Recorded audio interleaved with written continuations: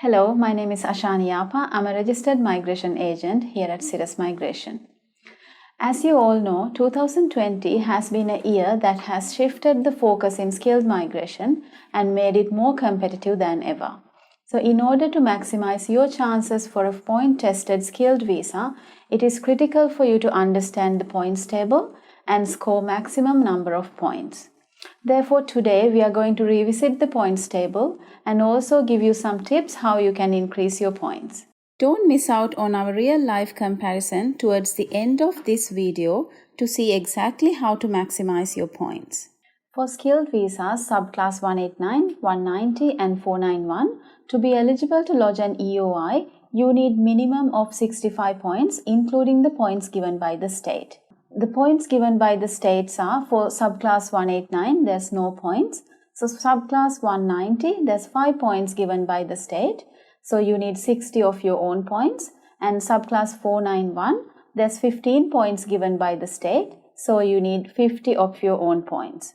When we say 65 points, this is just the base to lodge your EOI, but you are competing against hundreds if not thousands of applicants. So it is very important that you score as high points as possible to increase your chances for an invitation.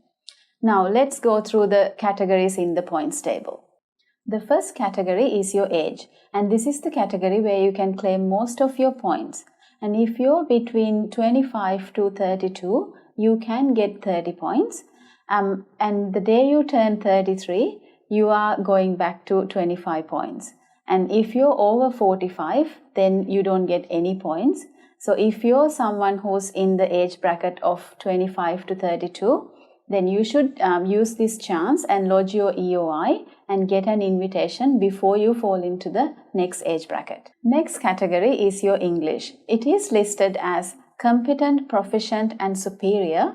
For proficient English, you get 10 points and superior English, you get 20 points. But you must at least have competent English, which is IELTS 6 in each band, to be eligible to lodge an EOI. The next category is your employment experience. You can start claiming employment experience for offshore employment if you have done work experience in your nominated occupations for over 3 years. But for onshore experience, if you have worked in your nominated occupation for 1+ year, then you can claim 5 points. The more work experience you can show in the last 10 years, the more points you can claim. The next category in the points table is the one you can claim for your educational qualifications. Please note that this qualification does not have to be related to your nominated occupation, and higher the qualification is, the more points you can claim for this category. In the next category, you can claim 10 points if you have studied a STEM qualification, which is science, technology, engineering or mathematics, and you must have completed a master's by research or a PhD from an Australian institute to claim these points. The next category is your Australian study requirement. If you have studied a prescribed course in Australia of minimum of 2 years, which is 92 academic weeks, you can claim 5 points under this category. Next category is professional year program. If you're an accounting, IT or an engineering graduate from Australia and has completed a professional year program, you are allowed to claim 5 points under this category. The next category is the credentialed community language.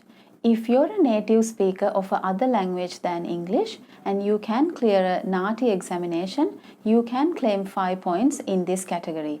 We will put a link to the NAATI website in the description down below, so you can go and check if your first language is one of the languages where you can pass this exam for. The next category is the regional study. So if you're someone who lived and studied in a regional university or a college in Australia, you may be able to claim 5 points under this category. The next category is the partner points. This category was introduced in November 2019 and has a major impact for most of our applicants. So under this category, if you're single, you can claim 10 points.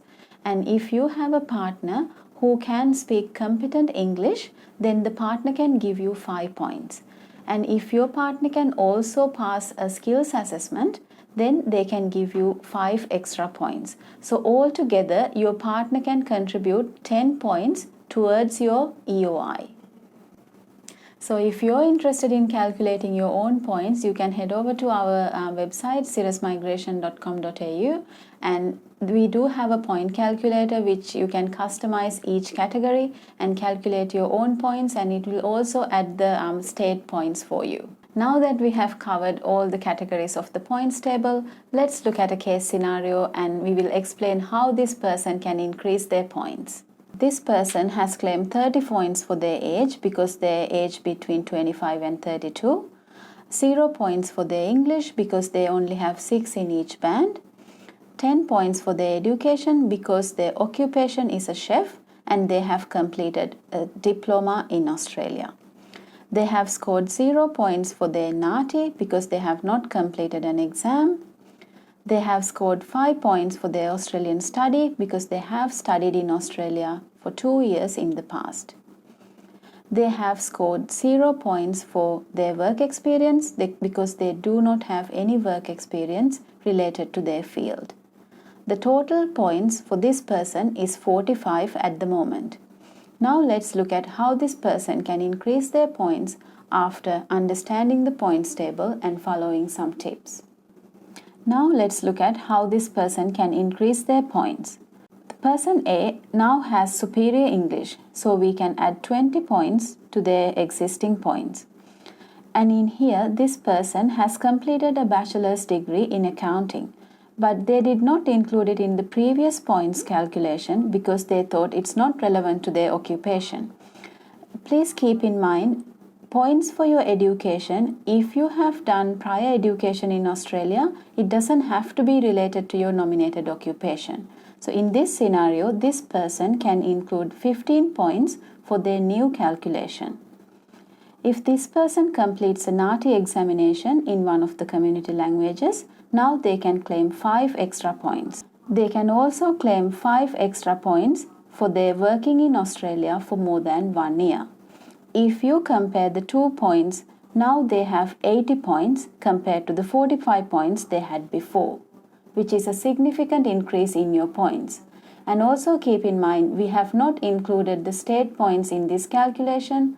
If you're going for subclass 190 visa, your states will give you 5 points, and if you're going for subclass 491, you will get 15 points from the state. I hope you have a better understanding of the Australian scaled migration points table by now. If you do have any questions regarding the points table or Australian immigration, please do get in touch with us. Thank you for watching Sirus Migration. We make new videos every week relating to all Australian immigration. Remember to subscribe and hit the notification bell to get notified whenever we upload a new video.